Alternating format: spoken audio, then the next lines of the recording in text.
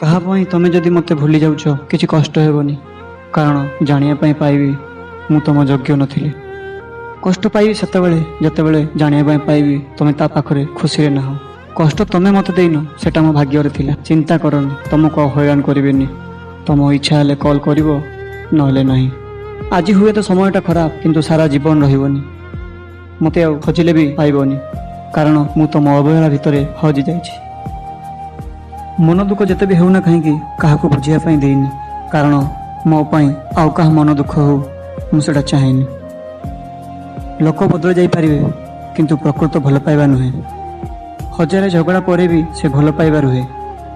କିନ୍ତୁ କିଛି ସ୍ୱାର୍ଥପର ମଣିଷ ଅଛନ୍ତି ଯେଉଁମାନେ ନୂଆ କାହାକୁ ପାଇଲେ ପୁରୁଣା ମଣିଷକୁ ଭୁଲି ଯାଆନ୍ତି। ଯିଏ ଧୋକା ଦିଏ ସିଏ ଚାଲାକ ହୋଇଥାଏ ପାରେ, ତେବେ ଯିଏ ଧୋକା ଖାଏ ସେ ବୋକା ନୁହେଁ, ସେ ଜଣେ ବିଶ୍ୱାସୀ। ଅତିରିକ୍ତ ଆଘାତ ପାଇଲେ ମଣିଷ ଖାଲି ହସିବା ନୁହେଁ, ବଞ୍ଚିବା ମଧ୍ୟ ଭୁଲିଯାଏ।